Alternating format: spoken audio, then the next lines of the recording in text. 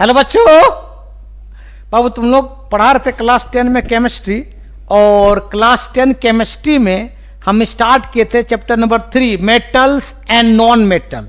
Babu metals and non metal में आज हम बात करेंगे chemical properties of metal and non metal, जो बहुत ही इंपॉर्टेंट है, बहुत ही इंपॉर्टेंट है। ठीक है बाबू, तुमको मालूम है हम पढ़ा रहे थे चैप्टर नंबर 3, चैप्टर नंबर क्या बाबू 3, क्या metal and non metal, metal बोलो नहीं यार, and non metal, metal and क्या बता बाबू नॉन मेटल।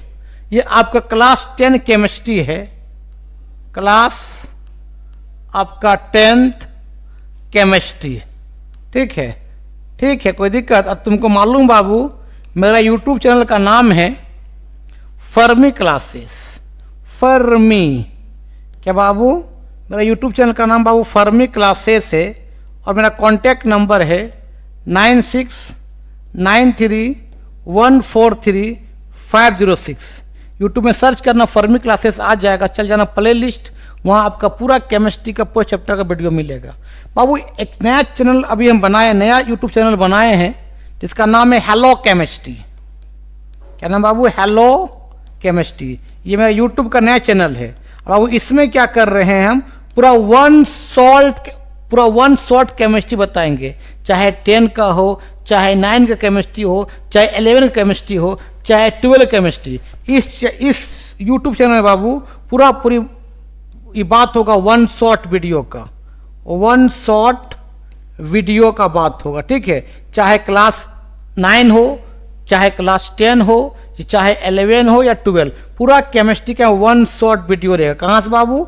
क्लास 9 से लेकर क्लास 12 केमिस्ट्री, क्लास 12 केमिस्ट्री का पूरी चैप्टर का बाबू यहाँ वन शॉट वीडियो पढ़ाएंगे। किसमें? हेलो केमिस्ट्री में। और फर्मी क्लासेस में बाबू आपका टॉपिक बाय टॉपिक्स आपका वीडियो मिलेगा प्लेलिस्ट में। ठीक है, इसको लिख लो।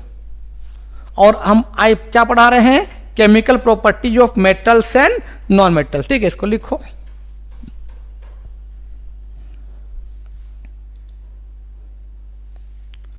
चलो अब बात करते हैं हम chemical properties of metal and non metal. सबसे पहले बात करेंगे केमिकल प्रॉपर्टीज ऑफ मेटल के बारे में, उसके बाद बात करेंगे chemical property of non metal के बारे में। बहुत इंपॉर्टेंट टॉपिक है, एग्जाम में आएगा पक्का, है ना। सबसे पहले लिखो बाबू chemical properties of metal, chemical properties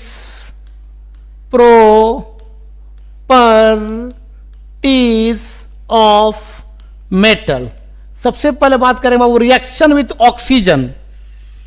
number 1 बात करेंगे बाबू reaction with oxygen, reaction with क्या बाबू? ऑक्सीजन। तुमको मालूम है बाबू कोई भी मेटल जब ऑक्सीजन से कंबाइन करेगा तो बनेगा मेटल ऑक्साइड। क्या बनेगा बाबू? Metal oxide.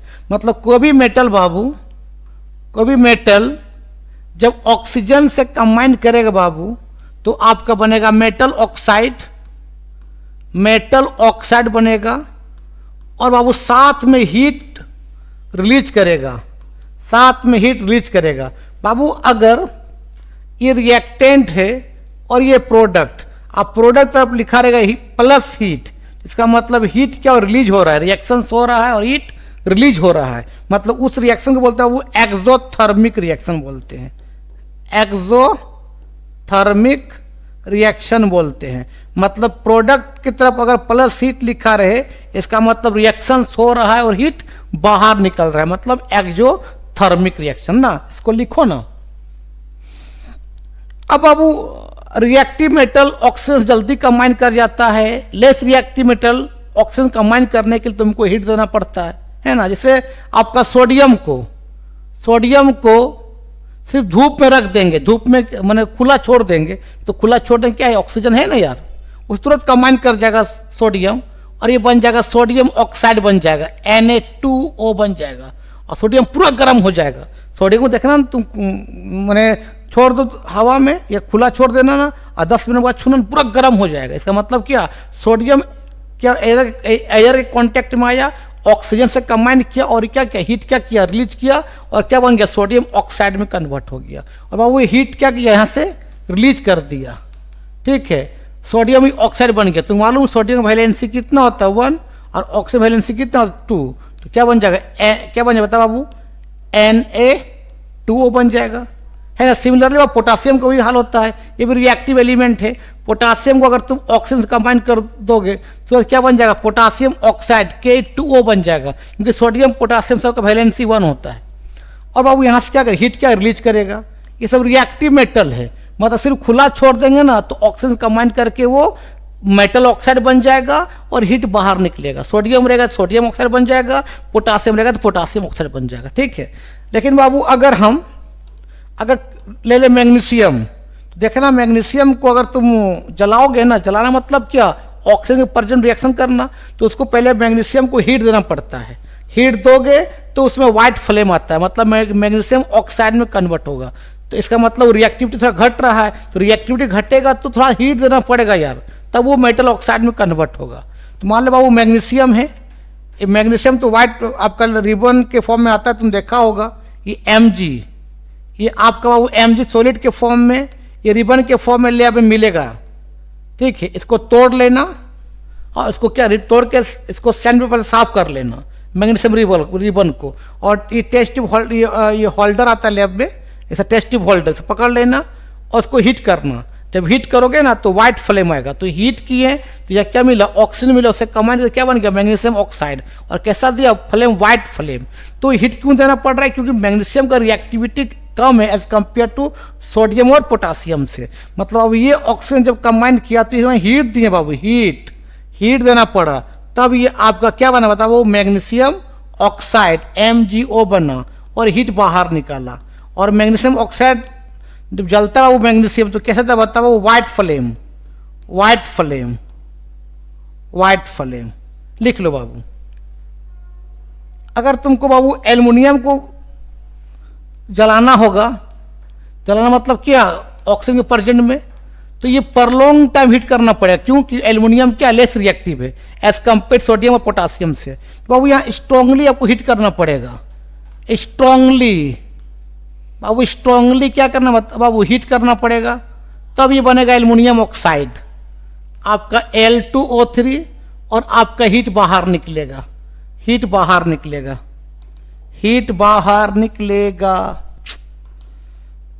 तरीके हीट बाहर निकलेगा, क्योंकि रिएक्टिविटी घटेगा तो उसको वो रिएक्शन कर मेटल ऑक्साइड में कन्वर्ट होने के लिए तुमको हीट देना पड़ेगा, ठीक है, कोई दिक्कत। मान लो बाबू हमने ले लिया आयरन ले लिया, आयरन Fe किस फॉर्म में, सॉलिड के फॉर्म में, इसको जलाना है तो आयरन का रिएक्टिविटी और कम है एल्युमिनियम की तुलना में। तो जब पर लॉन्ग टाइम, बहुत लंबे समय तक बाबू हीट देना पड़ेगा, पर लॉन्ग टाइम आपका हीट देना पड़ेगा, तब वो आपका आयरन ऑक्साइड में कन्वर्ट होगा। तुमको मालूम है वो आयरन का जो वैलेंसी होता है आपका +2 भी होता है और +3 भी होगा, मतलब आयरन 2 भी लूज करता है और 3 भी लूज करता है, इलेक्ट्रॉन 2 लूज करता है बाबू उसको बोलते हैं फेरस बोलते हैं, और बाबू 3 लूज करने पर हम क्या बोलेंगे, फेरिक बोलते हैं। तुमको मालूम है ऑक्सीजन वैलेंसी कितना 2 होता है। अगर मान लो आयरन का वैलेंसी आपका बाबू 2 है और ऑक्सीजन का भी कितना 2 है, तो सेम कट जाएगा, तो अब क्या बनेगा, FeO बनेगा, मतलब फेरस ऑक्साइड बनेगा। अगर मान लो बाबू आयरन का वैलेंसी 3 है और ऑक्सीजन कितना बताओ बाबू 2, तो अब बता क्या बनेगा, बताओ बाबू क्रिस क्रॉस पढ़ा है क्लास 9 में, Fe2O3 बने क्या बनेगा, फेरिक ऑक्साइड बनेगा। डैट मीन जब आयरन ऑक्सीजन से कंबाइन करता है तो वहाँ फेरस ऑक्साइड बनता है और फेरिक ऑक्साइड बनता है। डैट मीन बाबू ये बनता है, यहाँ पर ध्यान देना, FeO बनता है प्लस आपका Fe2O3 बनता है। इसको सब दोनों को जोड़ दोगे तो Fe2 और Fe कितना हो जाएगा, Fe3 हो जाएगा, और O3 और यहाँ एक को क्या Fe3O4 होगा, और साथ बाबू हीट क्या करेगा, यहाँ पर रिलीज करेगा, ठीक है। तो रिएक्टिव मेटल तुरंत रिएक्शंस हो जाएगा, और लेस रिएक्टिव मेटल को ऑक्सीजन से जलाएंगे तो उसमें तुमको हीट देना पड़ेगा। और कोई मेटल जब ऑक्सीजन रिएक्शन करता है बाबू, तो उस रिएक्शन को बेटा बोलता है कंबसन रिएक्शंस। इसको पहले लिखो ना बाबू, कोई मेटल जब ऑक्सीजन रिएक्शन करता है बेटा, कोई भी मेटल जब ऑक्सीजन से रिएक्शंस करता है और आपका मेटल ऑक्साइड में कन्वर्ट होता है ना, मेटल ऑक्साइड में कन्वर्ट होता है बाबू, उस रिएक्शन को बोलता है वो कंबसन्स रिएक्शंस। कंबसन्स रिएक्शंस क्या बोलते हैं बाबू? कंबसन्स रिएक्शन बोलते हैं यार, कंबसन्स रिएक्शन बोलते हैं, कंबसन्स रिएक्शन बोलते हैं। अब तुमको मालूम जितने भी मेटालिक ऑक्साइड होते हैं ऑल आर क्या होते हैं? बेसिक नेचर होते हैं। Generally metal oxide are basic की नेचर होते हैं, मतलब वो जनरली बेटा, generally metallic oxide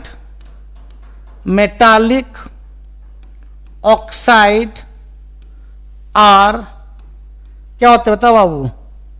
basic in nature के होते हैं, ठीक है। एक्सेप्ट आपका जिंक ऑक्साइड और बाबू एल्युमिनियम ऑक्साइड, ये दो आपका एम्फोटेरिक है, मतलब वो एसिडिक भी है और बेसिक भी, इसको बोलते हैं एम्फोटेरिक ऑक्साइड। एम्फोटेरिक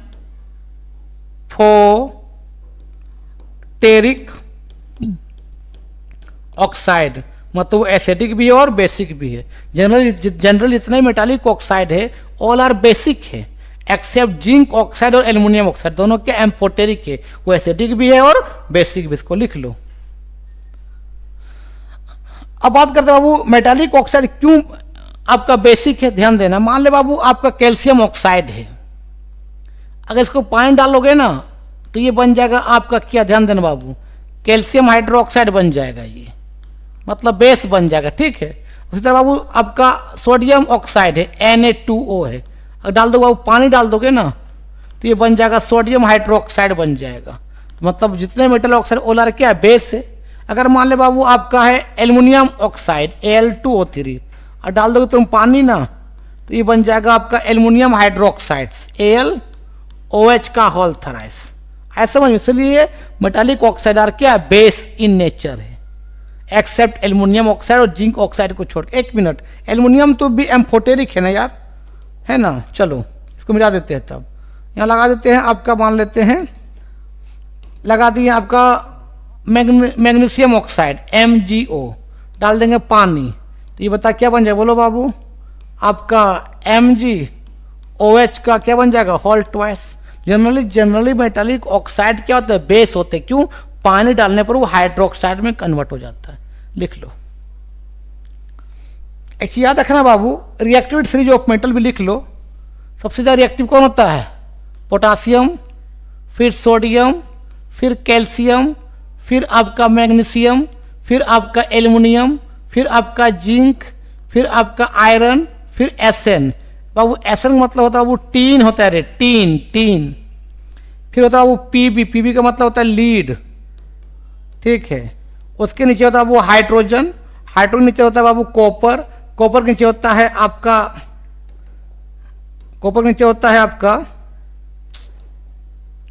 तेरी के कॉपर के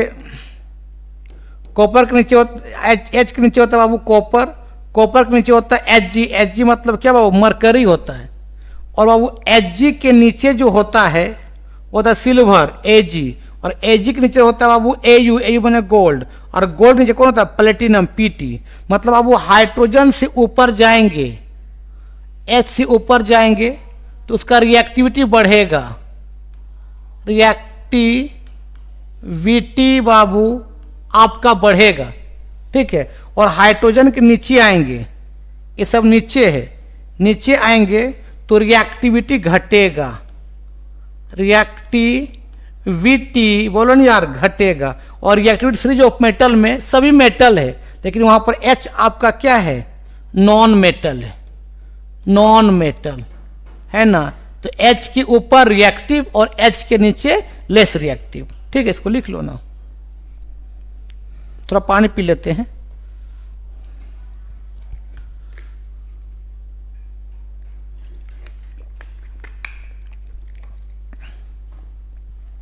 अब आप बात करते दूसरा reactions number 2, reaction with water. Reaction with water मतलब अब वो एसिड का मेटल का रिएक्शन किससे करेंगे? वाटर से। तो अब याद रखना, सोडियम, पोटासियम, कैल्शियम, मैग्नीशियम, ये सब रिएक्टिव मेटल है। जब वाटर से रिएक्शन करेगा बाबू, वाटर से रिएक्शन करेगा तो बनाएगा मेटल हाइड्रोक्साइड बनाएगा। ध्यान देना, क्या बनाएगा बाबू? मेटल हाइड्रो ऑक्साइड बनाएगा। ठीक है, और बाबू वहां पर हाइड्रोजन गैस बाहर निकलेगा। ठीक है, लेकिन बाबू जब आप ले लेंगे, हम लोग एल्युमिनियम ले लेंगे, हमने जिंक ले लिया, या आयरन ले लिया Fe, या कॉपर ले लिया, ये सब लेस रिएक्टिव मेटल है। अगर इसको बाबू वाटर से रिएक्शन करेंगे तो वाटर का हमको लेना पड़ेगा स्टीम फॉर्म लेना पड़ेगा। याद है ना बाबू, स्टीम फॉर्म, और पर लॉन्ग टाइम हीट करना पड़ेगा, बहुत लंबे समय तक हीट करना पड़ेगा, पर लॉन्ग टाइम, बहुत लंबे समय तक हीट करना पड़ेगा। और वहाँ हाइड्रोक्साइड नहीं, वहाँ बाबू बनेगा मेटल ऑक्साइड बनेगा। अब बाबू यहाँ पर ये बनेगा बाबू, ये आपका ये बनेगा मेटल ऑक्साइड बनेगा, और आपका हाइड्रोजन गैस क्या होगा? बाहर निकलेगा। ठीक है, इसको लिख लो पहले। जैसे बाबू अगर सोडियम रहा, सोडियम पोटासियम, तो ये बहुत रिएक्टिव मेटल है, बहुत रिएक्टिव। इसको तुम कोल्ड वाटर, ठंडा पानी से, कोल्ड वाटर से रिएक्शन कर देंगे ना, ठंडा पानी से, तो ये बन जाएगा आपका क्या? Potassium hydroxides plus hydrogen gas क्या होता है बाबू? बाहर निकल जाएगा। और बाबू सोडियम भी रहा तो ये सब बहुत रिएक्टिव मेटल है, इसको ठंडा पानी, कोल्ड वाटर से रिएक्शन कर देंगे ना, तो ये बन जाएगा आपका क्या? सोडियम हाइड्रोक्साइड्स प्लस बाबू क्या? H2 गैस क्या होगा? बाहर निकल जाएगा। लेकिन तुम मैग्नीशियम को लोगे ना, या कैल्शियम को, तो रिएक्टिविटी घटने लगा, तो तुमको वाटर को हीट करना पड़ेगा। मान लो वो कैल्शियम को लिए, अब कैल्शियम जो रिएक्शन वाटर से होगा ना, तो वाटर लेना पड़ेगा, और बाबू इसको हीट करना पड़ेगा, हीट करना पड़ेगा, हीट। और यहाँ वाटर जो लेगी बाबू, यहाँ वार्म वाटर लेना पड़ेगा, गर्म पानी, वार्म वाटर, और हीट भी करना पड़ेगा। ठीक है, वार्म वाटर लेना पड़ेगा, तब आपको बनेगा ये कैल्शियम हाइड्रो ऑक्साइड बनेगा, और आपका H2 गैस बाहर निकलेगा। कैल्शियम हाइड्रोक्साइड को हम लोग लाइम वाटर भी बोलते हैं ना, या सेलेक्ट लाइम भी बोलते हैं ना। मान लो मैग्नीशियम है, Mg है, अब इसको वाटर लेंगे तो वाटर, अब रिएक्टिविटी तो घटने लगा, तो वाटर ठंडा नहीं चलेगा, अब चलेगा क्या? वार्म वाटर, गर्म पानी, वार्म वाटर लेना पड़ेगा, और इसको हीट देना भी पड़ेगा, हीट भी देना पड़ेगा, तभी आपका बनेगा क्या? मैग्नीशियम हाइड्रोक्साइड MgOH का क्या बताओ? Whole twice plus H2 gas बाहर निकलेगा। ये मैग्नीशियम हाइड्रोक्साइड को एंटा एसिड बोलते हैं ना बाबू, इसको लिख लो ना।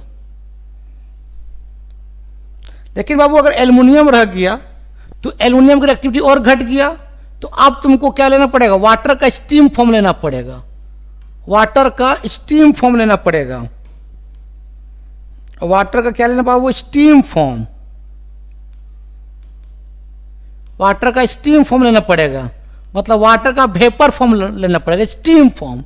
और पर लॉन्ग टाइम, बहुत लंबे समय तक हीट करना पड़ेगा, पर लॉन्ग टाइम, पर लॉन्ग टाइम आपको हीट करना पड़ेगा, बहुत लंबे समय तक बाबू क्या करना पड़ेगा?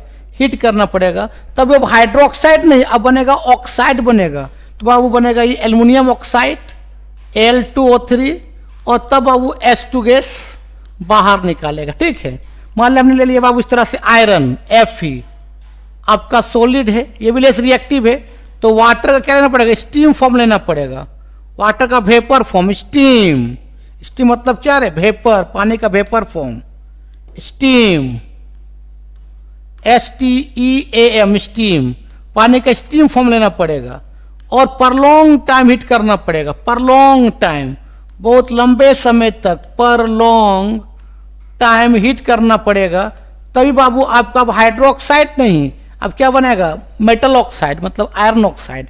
तो आयरन क्या बनाएगा बाबू? तुमको मालूम है, बनाएगा FeO बनाएगा, और Fe2O3 बनाएगा, और साथ में H2 बाहर निकालेगा, हाइड्रोजन। इसको सम करके हम लिखते हैं इस तरह से Fe2Fe, क्या? Fe3 और O3O क्या हो गया? O4। तो मालूम है यार, आयरन का वैलेंसी आयरन का जो वैलेंसी है, मैंने आयरन 2 भी इलेक्ट्रॉन लॉस करता है और 3 भी लॉस करता है। 2 को बोलते हैं क्या, बोलो ना यार, फेरस बोलते हैं, और 3 को क्या बोलते हैं, बोलो ना यार, फेरिक बोलते हैं। मतलब आयरन फेरस के फॉर्म में भी रहता है और फेरिक के फॉर्म में रहता है। अगर फेरस लॉस कर रहा है 2 लॉस कर रहा है तो 2 होगा, और ऑक्सीजन वैलेंसी 2 होता है तो कट गया, तो आपको क्या बनाया, FeO बनाया ना रे। अगर आयरन 3 लॉस कर रहा है 3 इलेक्ट्रॉन, तो आयरन अगर 3 लॉस करेगा और ऑक्सीजन का 2 होता है वैलेंसी, तो क्या बनाया बता बाबू, Fe2O3 बनाया। तो मतलब आयरन फेरस ऑक्साइड बनाएगा और फेरिक ऑक्साइड बनाएगा, क्योंकि आयरन का वैलेंसी 2 भी होता है और 3 भी होता है। ठीक है, इसको लिखो ना। उसी तरह बाबू आपका जिंक का वही होगा, जिंक सॉलिड के फॉर्म में है ना। अब लेस रिएक्टिव है तो आपका वाटर क्या लेना पड़ेगा, स्टीम फॉर्म लेना पड़ेगा, है ना। वाटर का स्टीम फॉर्म लेना पड़ेगा और स्ट्रांगली हीट करना पड़ेगा। स्ट्रांगली बाबू, स्ट्रांगली आपका हीट करना पड़ेगा, तब ये क्या बनेगा, जिंक ऑक्साइड बनेगा और प्लस हाइड्रोजन गैस क्या होगा, बाहर निकालेगा। लिख लो। नेक्स्ट रिएक्शन लिखो बाबू, तीसरा, reaction with acid. Reaction with क्या बाबू, एसिड। रिएक्शन विथ क्या बाबू, acid. Chemical reaction with acid मतलब मेटल कैसे करेगा, एसिड से रिएक्शन करेगा। एक मिनट रुको।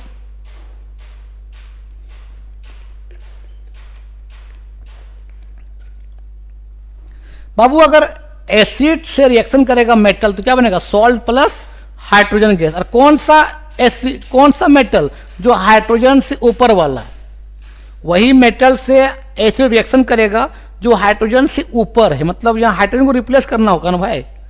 तो यहां पर जो एसिड होगा बाबू, एसिड जब रिएक्टिव मेटल और भी रिएक्टिव मेटल कौन, जो हाइड्रोजन से ऊपर है, उसी से रिएक्शन करेगा ये।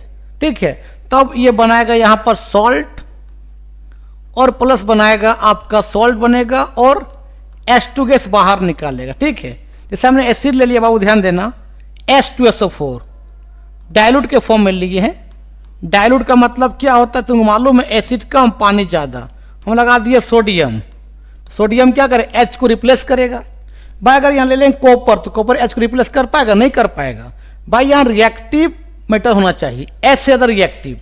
तो S से ज्यादा रिएक्टिव कौन होगा, जो हाइड्रोजन से ऊपर है, और हाइड्रोजन से नीचे होगा वो H को रिप्लेस नहीं कर पाएगा ना यार। ठीक है, इसलिए हम लोग वो मेटल लेंगे जो हाइड्रोजन से ऊपर है। तो सोडियम का H को रिप्लेस कर देगा और बन जाएगा सोडियम सल्फेट Na2SO4 प्लस बाबू H2 गैस क्या होगा, बाहर निकल जाएगा। ठीक है, हमने ले लिया, मान ले बाबू आपका हाइड्रोक्लोरिक एसिड HCl, किस फॉर्म में बता बाबू, डाइल्यूट के फॉर्म में, डाइल्यूट। और हमने क्या लिया बता बाबू, ले लिया मैग्नीशियम Mg ले लिया। तो Mg क्या करेगा, H को रिप्लेस कर देगा, और Mg का वैलेंसी 2 और Cl का वैलेंसी 1, मतलब क्या बन जाएगा बोलो बाबू, सॉल्ट बन जाएगा Mg क्या, Cl2 प्लस आपका H2 गैस बाहर निकल जाएगा। लिख लो। मान ले बाबू हमने ले लिया, ध्यान देना, एसिटिक एसिड्स, वीक एसिड से, और हमने लगा दिया बाबू क्या, कैल्शियम लगा। ये फॉरवर्ड बैकवर्ड दोनों क्यों होगा, क्योंकि वीक एसिड है, 100% पानी में टूटता है। तो यहाँ से क्या हो, H निकालेगा, कैल्शियम चला जाएगा, तो कैल्शियम वैलेंस यहाँ से H निकलेगा, तो एसिटिक एसिड का वैलेंसी कितना होगा, 1 होगा, ये 1 हो जाएगा। और कैल्शियम वैलेंसी कितना, 2 होता है, तो क्रिस क्रॉस कर दो, होल ट्वाइस हो जाएगा। मतलब ये बन जाएगा बाबू इस तरह से, CH3COO क्या, होल ट्वाइस कैल्शियम प्लस बाबू H2 गैस बाहर निकलेगा। बैलेंस करो तो यहाँ से एक H निकला, ये H2 हो गया, तो क्या कर दो, हाफ H2 कर दो। तो बाबू इस सॉल्ट का नाम है कैल्शियम एसीटेट। बोलो नहीं यार, क्या नाम बताओ, कैल्शियम एसीटेट नाम है इस सॉल्ट का नाम, कैल्शियम एसीटेट नाम है। ये फॉरवर्ड बैकवर्ड क्यों हुआ, वो इधर भी क्यों, क्योंकि वीक एसिड है, एसिटिक एसिड, वो 100% पानी में नहीं टूटता, इसीलिए। ठीक है, लिख लो। चलो अब लेकिन बाबू ये एक्सेप्शन है। अब आता एक्सेप्शन क्या, ध्यान देना कि अगर हम नाइट्रिक एसिड रिएक्शन करवाएंगे कोई भी रिएक्टिव मेटल का, जैसे मान लीजिए नाइट्रिक एसिड क्या ले लीजिए, एक मिनट बाबू, अगर नाइट्रिक एसिड ले लीजिए हम HNO3 नाइट्रिक एसिड्स, HNO3 ले लिए, हम डाल दिए बाबू कैल्शियम, क्या बनेगा? तो तुम बोलोगे यहाँ होगा क्या बाबू? तो यहाँ कैल्शियम का वैलेंसी बाबू 2 होता है और NO3 का वैलेंसी 1 होता है, तो बता क्या बनेगा बोलो? CaNO3 whole twice. अब ये बाबू यहाँ क्या बन जाता है? H2O बन जाएगा, H2 नहीं H2O बन जाएगा। ऐसा क्यों? अभी एसिड से कर रहे थे रिएक्टिव मेटल से, तो सॉल्ट प्लस क्या बन रहा था? H2 gas. लेकिन कोई भी रिएक्टिव मेटल को जब नाइट्रिक एसिड रिएक्शन करते हैं ना बाबू, तो सॉल्ट प्लस क्या बन जाता है? H2O बन जाता है। ऐसा क्यों? अब हम बताते हैं, इसको लिखो ना। क्योंकि बाबू कारण क्या है कि बाबू नाइट्रिक एसिड जो होता है HNO3 इज स्ट्रॉन्ग, क्या बता बाबू? स्ट्रॉन्ग आपका ऑक्सीडाइजिंग एजेंट होता है। स्ट्रॉन्ग क्या होता है बाबू? ऑक्सीडाइजिंग एजेंट होता है। बहुत स्ट्रॉन्ग क्या है? ऑक्सीडाइजिंग एजेंट होता है। ये क्या करता है? ये टूट जाता है, ध्यान देने इस तरह से टूट जाता है। NO2 प्लस H2O प्लस बाबू ये नेसेंट ऑक्सीजन एक दे देता है। ये नेसेंट ऑक्सीजन का मतलब ऑक्सीजन रहेगा एटम के फॉर्म, मॉलिक्यूल्स के फॉर्म में नहीं रहेगा। ये रहेगा नेसेंट ऑक्सीजन। नेसेंट ऑक्सीजन मतलब ऑक्सीजन किस फॉर्म में रहेगा? एटम के फॉर्म में, जो बहुत रिएक्टिव रहेगा, बहुत रिएक्टिव रहेगा। इसलिए बाबू यहाँ क्या हो रहा है कि कोई भी मेटल नाइट्रिक एसिड रिएक्शन करेगा ना, तो सॉल्ट प्लस H2O बन जाता है, क्योंकि इस ऑक्सीजन से हाइड्रोजन कंबाइन करके H2O में कन्वर्ट हो जाता है। जैसे मान लिया हमने ले लिया बाबू नाइट्रिक एसिड, ध्यान देना, HNO3, और हम लगा दिया बाबू सोडियम, ध्यान देना बेटा, तो ये क्या बनेगा? सोडियम नाइट्रेट सॉल्ट बनेगा।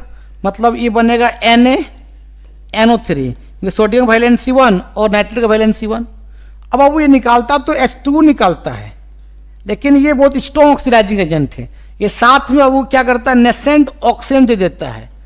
ये नेसेंट ऑक्सीजन और ये H2 आपस में कंबाइन कर जाता है और H2 के जगह H2O बन जाता है ना। मतलब यहाँ H2 के जगह बाबू यहाँ बन जाता है H2O बन जाता है, H2O बन जाता है। ऐसा क्यों हो रहा है बाबू? इसका नाम सोडियम नाइट्रेट है, सोडियम नाइट्रेट इस सॉल्ट का नाम। ऐसा क्यों हो जा रहा है बाबू? कि नाइट्रिक एसिड क्या है? स्ट्रॉन्ग ऑक्सीडाइजिंग एजेंट है। वो सॉल्ट प्लस H2 तो बनाता है, लेकिन साथ ही वो नेसेंट ऑक्सीजन दे देता है। वो नेसेंट ऑक्सीजन H2 कंबाइन करके H2O में कन्वर्ट हो जाता है ना। लिख लो। लेकिन बाबू यहाँ एक और एक्सेप्शन है, क्या? कि बाबू जब नाइट्रिक एसिड HNO3 जब आपका मैग्नीशियम या तो मैग्नीज Mn से कंबाइन करेगा, तो बाबू ये आपका सॉल्ट प्लस H2 बनाएगा, H2O नहीं बनाएगा। लेकिन कब? उससे बाबू nitric acid is very very आपको डाइल्यूट करना पड़ेगा। जितना या तुम नाइट्रिक एसिड को डाइल्यूट करोगे तभी कंडीशन होगा। जैसे अब बाबू मान ले HNO3 है, बहुत डाइल्यूट है, हम लगा दिए Mg, तो अब Mg रिएक्शन करेंगे तो क्या बनेगा? मैग्नीशियम नाइट्रेट, मतलब बन जाएगा MgNO3 होल ट्वाइस। अब बाबू H2 बनाएगा, H2O नहीं बनाएगा। अभी तुमको मालूम है बाबू कि मैग्नीशियम का वैलेंसी 2 होता है और नाइट्रेट का वैलेंसी 1 होता है, तो क्या होगा? MgNO3 होल ट्वाइस नहीं होगा यार। लिख लो, सिर्फ मैग्नीज में वही रिएक्शंस होगा, लिख लो। अब बाबू एक याद रखना, एक्वारेजिया क्या होता है, बहुत इंपॉर्टेंट है। एक्वारेजिया क्या है? और वो एक्वारेजिया हाईली कोरोसिव एसिड है, हाईली कोरोसिव, हाईली बाबू क्या है? कोरोसिव एसिड है। वो लेस रिएक्टिव मेटल को भी घोल लेता है, जिसको गोल्ड सिल्वर को भी घोल लेगा। ये कैसे बनता है एक्वारेजिया मालूम है? आपका HNO3 और HCl का रेशियो होता है, किसका? एक्वारेजिया का 1:3 के फॉर्म में। अगर बाबू 10 ml, ध्यान देना बाबू, अगर 10 ml हम क्या लिए, HNO3 लिए, तो आपको बाबू 30 ml क्या लेना पड़ेगा, HCl लेना पड़ेगा, तभी आपका क्या बनेगा, एक्वा रेजिया बनेगा। एक्वा रेजिया बनेगा जो हाईली कोरोसिव है, हाईली कोरोसिव, ये लेस रिएक्टिव को भी घोल लेगा, से सोना चांदी को आपस में घोल लेगा एक्वारेजिया। तो पूछता है एक्वारेजिया क्या है, तो बोल देना नाइट्रिक एसिड और हाइड्रोक्लोरिक एसिड का मिक्सचर को बोलते हैं एक्वारेजिया। ये 1:3 के रेशियो में रहता है। अगर 10 मोल अगर नाइट्रिक एसिड है तो 30 मोल क्या होगा, सॉरी 10 ml अगर नाइट्रिक एसिड है तो 30 ml क्या होगा, हाइड्रोक्लोरिक एसिड होगा, 1:3 के रेशियो में होगा, लिख लो। अब बात करता हूं chemical properties of non metal. तो हेडिंग दो, chemical properties, chemical properties of non metal. Non metal, chemical properties of क्या बाबू, नॉन मेटल। तो मेरे भाई नॉन मेटल का केमिकल प्रॉपर्टी बहुत कम होता है, ठीक है, इसको पहले लिखो ना, थोड़ा पानी पी लेते हैं।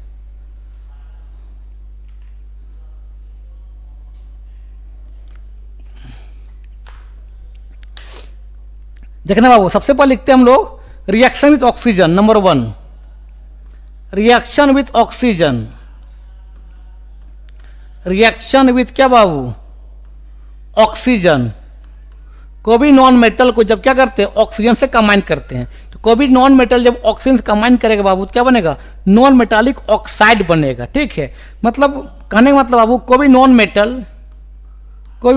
मेटल जब ऑक्सीजन से कंबाइन करेगा तो बनेगा नॉन मेटालिक ऑक्साइड बनेगा बाबू, नॉन, बोलो यार, नॉन मेटालिक ऑक्साइड बनेगा, और साथ में बाबू हीट बाहर निकालेगा।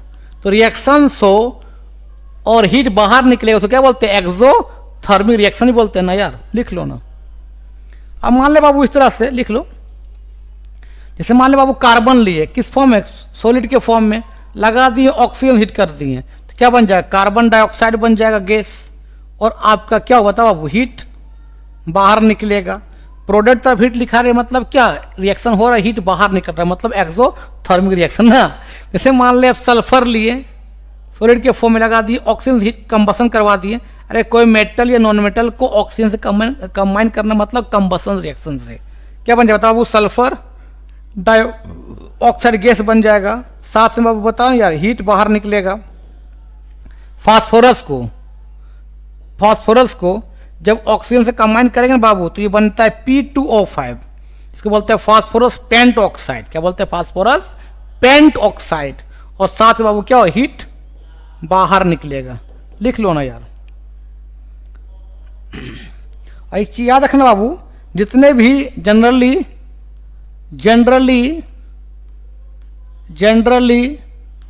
Non metallic oxide, non metallic oxides are क्या होते हैं, एसिडिक इन नेचर होते हैं, एसिडिक इन क्या होते हैं, एसिडिक इन नेचर होते हैं। जितने भी नॉन मेटालिक ऑक्साइड क्या होते हैं, एसिडिक इन नेचर होते हैं। जैसे आपका क्यों बाबू सुनो, किसी मान ले कैल्शियम आपका मान ले CO2 है, ध्यान देना, ये कार्बन डाइऑक्साइड है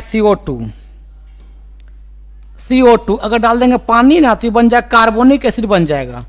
इसका फॉर्मूला होता है H2CO3, ये बन जाएगा कार्बोनिक एसिड बन जाएगा, ठीक है, कोई दिक्कत। मान लो बाबू सल्फर डाइऑक्साइड है SO2, डाल देंगे पानी H2O तो बन जाएगा सल्फ्यूरस एसिड, सल्फ्यूरस फॉर्मूला होता है H2SO3 को बोलते हैं हम लोग सल्फ्यूरस एसिड बोलते हैं, सल्फ्यूरस बोलो नहीं यार, एसिड बोलते हैं, ठीक है। अगर बाबू मान ले हम डाल दिए P2O5 फास्फोरस पेंट ऑक्साइड, डाल दिए पानी तो ये बन जाएगा आपका बन जाएगा H3PO4, इसको बोलते हैं फॉस्फोरिक एसिड, फॉस्फोरिक एसिड बोलते हैं, लिख लो बाबू। लेकिन बाबू यहाँ भी एक्सेप्शन है, आपका यहाँ बाबू एक्सेप्शन है। क्या एक्सेप्शन है? कुछ नॉन मेटालिक ऑक्साइड एम्फोटेरिक होते हैं, ना वो एसिडिक ना वो बेसिक, दोनों गुण सोर्स में होता है। मतलब कौन कौन बताओ बाबू? नाइट्रस ऑक्साइड N2O, इसको बोलते हैं नाइट्रस ऑक्साइड, इसको लाफिंग गैस ही बोलते हैं। नाइट्रस ऑक्साइड, इसको लाफिंग गैस भी बोलते हैं। इसको अगर छिड़क देंगे ना तो हंसते रहेगा पागल जैसा। नाइट्रस ऑक्साइड, इसको लाफिंग गैस बोलते हैं। एक बाबू NO, इसको बोलते हैं नाइट्रिक ऑक्साइड बोलते हैं। Nitric oxide. अरे बाबू एक होता है कार्बन मोनोऑक्साइड CO, ये सब एम्फोटेरिक है, ना एसिडिक है ना बेसिक, मतलब दोनों का गुण है, ये एसिड भी है और बेस भी है। इसको बोलते हैं एम्फोटेरिक इन नेचर, एम्फोटेरिक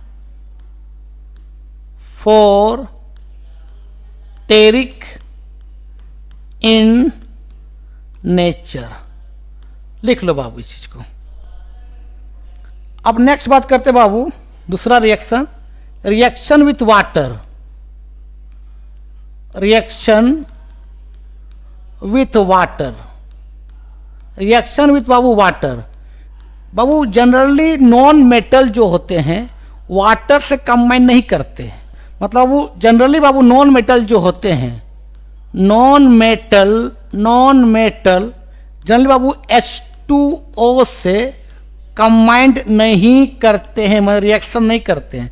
लेकिन एक नॉन मेटल वाटर से कंबाइन करता है, वो कार्बन है। बाबू कार्बन को जब वाटर से कंबाइन करेंगे, लेकिन वाटर को लेना पड़ेगा वो स्टीम फॉर्म लेना पड़ेगा, स्टीम फॉर्म लेना पड़ेगा पानी को, और स्ट्रांगली हीट करना पड़ेगा बाबू, स्ट्रांगली हीट करना पड़ेगा।